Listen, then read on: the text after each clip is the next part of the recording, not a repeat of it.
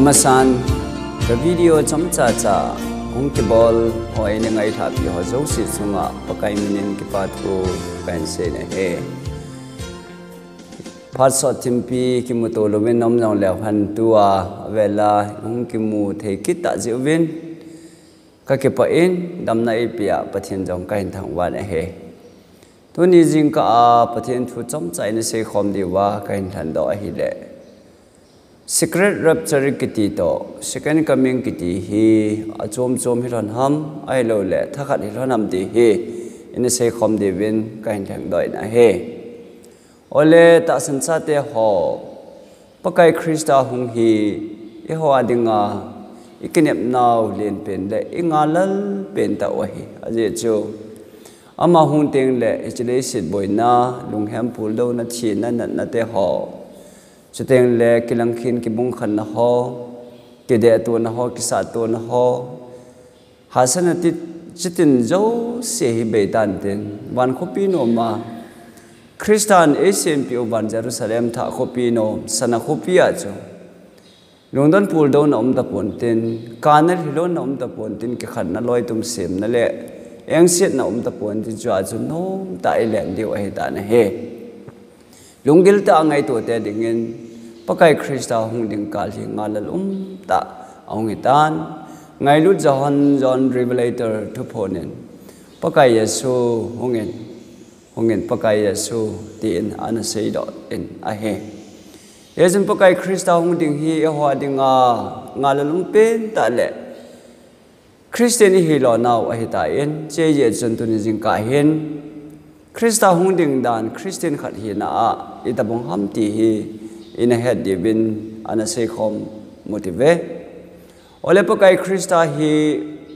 jon bung som li chang khat chang ni chang thum chu isimai le ka hung ki ding ka hung pui din hi be ti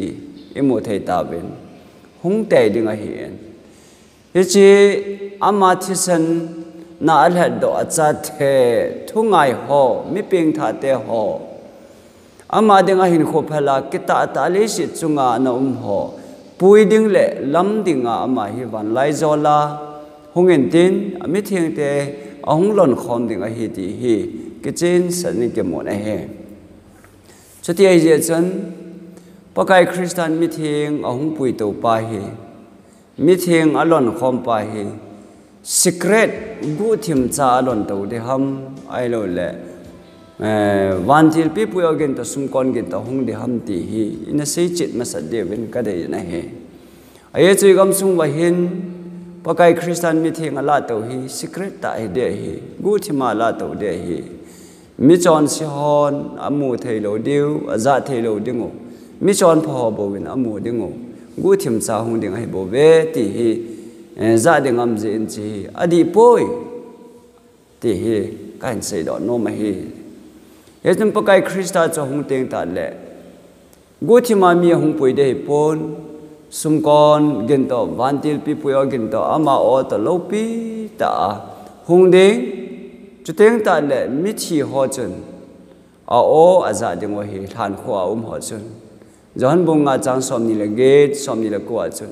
he chi dat mo hi on than kho mi thi ho na o aza ding hung tho do ding hi ve ati na hi Thessalonica thot khat na bung li chang som le go ba chon pathen chu ma o to vantil pi pu ogin to sum kon gen to ki tho awan lai jo la ko na hung de nga he ten ta le krista thi sa ho chu hung tho do bin ten a hing na lai mo chang si ho jong hi bo ki khela tha khat ta wan lai jo la krista lam to dinga tol to wa ium khom ding wa hi ati da hi mi thieng kila ni la chun sum kon ki mu de hi mi thieng kila ni la chun vantil pi pu organ to hung ding a hi gu thim ma silent secret gu thim cha ke thol tho ding a hi poi ti hi a ki che ni la hi chu ten ta la hebrai bung ko chang som ni le ge la chun i va da hi le hi chi ya chu krista jong mi tam ta chon sit pu mang dinga ki tu a hi tan khat ve ki tu a hi tan ani ve na a Johnson na behela ama nga jing ho hu hing dinga hung kilang dinga hi ati na he ani ve na ati hi akhat ve na atipon ani ve na a chonsin be he la ama nga jing ho hu hingang dinga hung kilang dinga hi oyam kilang dem van lai jo la kilang ding ichi chu ani ve na a ati a hi ye chun second coming kiti hi mi thing kila jo cho hi in secret rapture kiti hi bible la moding om pon hi ti hi iphon no do mu cho hi ole pakai krista hu ni ting mi thing la ni la hen mi chon se hon amu diu ham amu lo diu ham ti sei khom ke do ti ven pakai krista hu ni ting ta la hen mit zo sin amu ding wa hi ana tinga sun hon jang amu ding a hi tin thu phun bung khat chang sagi na chun akimon a he ole pakai krista hu ni ting ta la chun mi chon se hon iti diu ham tia le Matthew bung som ni le li chang som ni le ko som thuma chun mi chon se ho chun o ba chup ding wa hi zam ding wa hi ati na hi ya chu mi chon se hon jong kitchen sa krista hung chu mu ding wa hi ai le i lo di wi tam mi chon se ho chu iti a hi le Thessalonica thar khat na bung ni chang ge na chun thot ni na bung ni chang ge a chu ni sima hi le mi chon sipa dan thu su sipa mi phalo ho chu pakai krista huni le akam huwa atha ding chu teng le ahung na wa chun asu mang ding a hi ati na hi mi thiang la hu ni teng ta le mi thiang te chu van lai zo la pui to tan ten van gama ding en mi chon se ho chu atha ding a hi van noi li si na mi chon se zo si thigam ke ding a hi te he bible in a hi lo cho hi second peter bung thum chang som na jong pakai ama wang pakai ni kho chu gu cha banga hung ding a hi ati a hi hi chini teng chu le van ho hi geng lula thilbul ho jo si aka jol ding van noi le si la sunga thilum jo se hi kavam gam su kai de hi ati a hi pakai krista hu ni teng ta le vanoi le si tha ka vam de hi ti hi bible in kitchen sada e hi lo hi ti he ka hin phon do nom cho he ta san cha te ho lungil tan na ngai ven ti cha hin tu la ya chen Christian mi theng a pui zo teng ta le politics sai jong maintain sumle pai hol jong ai lo le lo tho thing pu yong om na lai te ti hi ki hil dan tam ta omen mi thing la do zo teng ta le martyr khang lol do khang yong hum de he ti ho jong hi za ding om ji na hi ama wang bible dung zu ya cho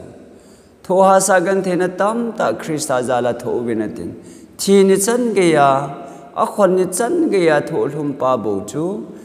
hu hinga om ding hi itile hu hing ding pakai krista mi theng la hung ni teng ta le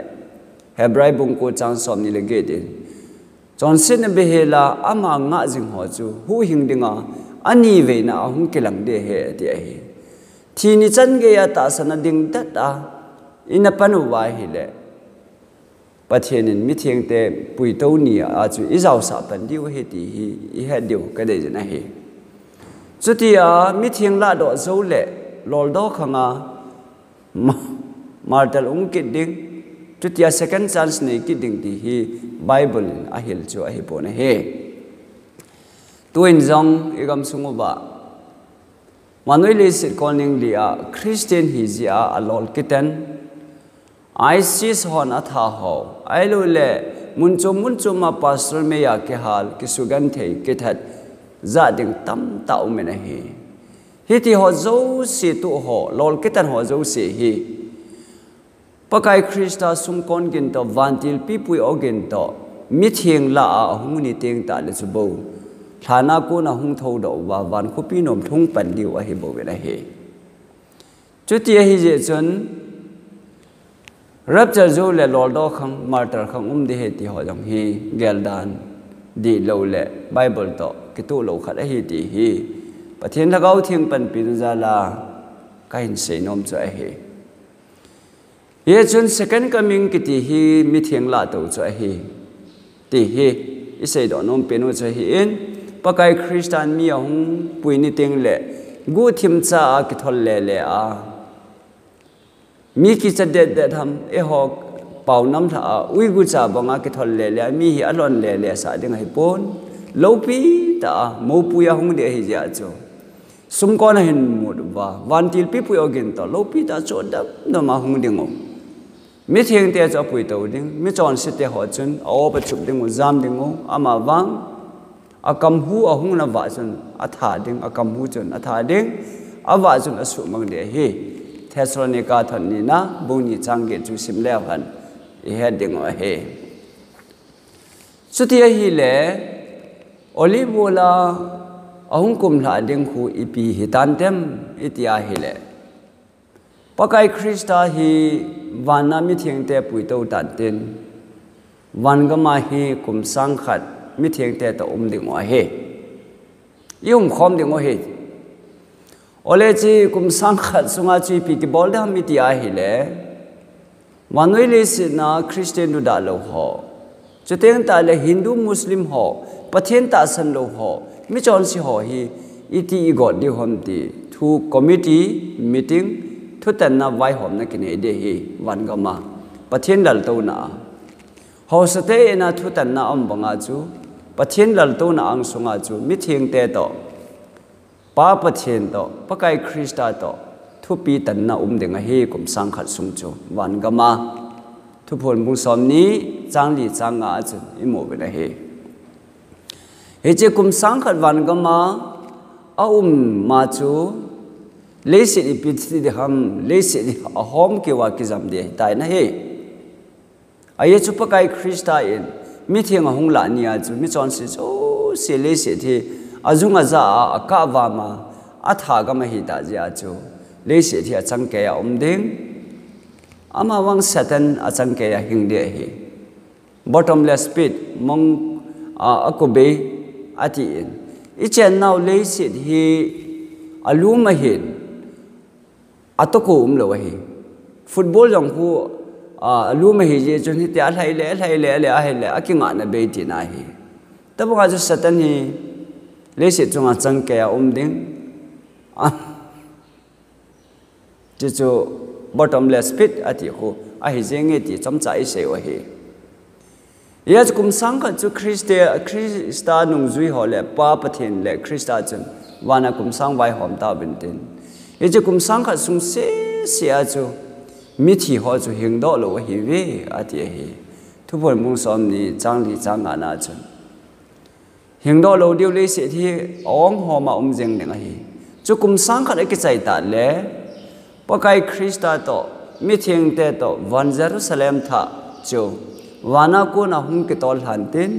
olive mola hung ke ngading hi tan he thu phol mung som ni la khat chang ni chang thu ma I mo na he che wan Jerusalem tha chu hung ke tol han tin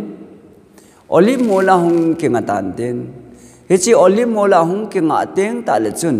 thokin anu kha mi thiang mi chon si ho tho do na hung thung ding a he he chi mi chon si ho chung tho do ven tin pakai ko ma chun pakai idia ko ka nau te ho wan ga ma na puya ke ma wan ga ma ne pui lo ham namina thu ka se hi lo ham namina thila ka no do hi lo ham namina bol mo ke dam ka bol hi lo ham namina head dik na kum som thum ka pan hi lo ham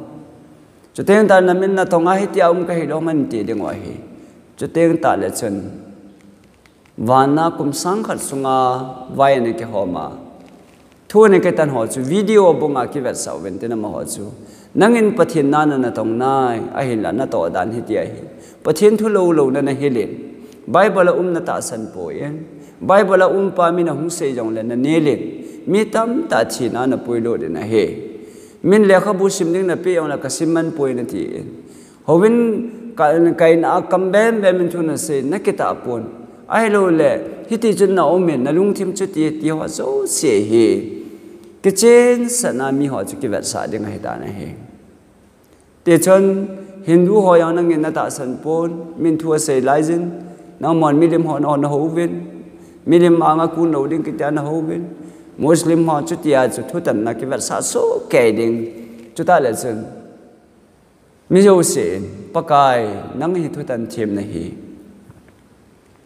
các chân đi ngả lom hi cái gì thì đi ngả lom cái hi nắng là đi cái chọn xịn cái hi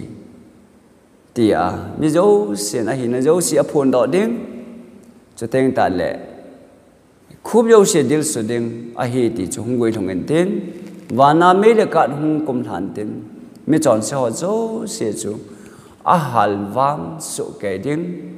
cha chú bắt hiện van thả để lấy thả xiêm đó đinh hi chỉ muốn tạ chú tôn sót gầm ít tiêu bắt hiện cha tế hòn ilo đinh một chú ông hi ta này he ole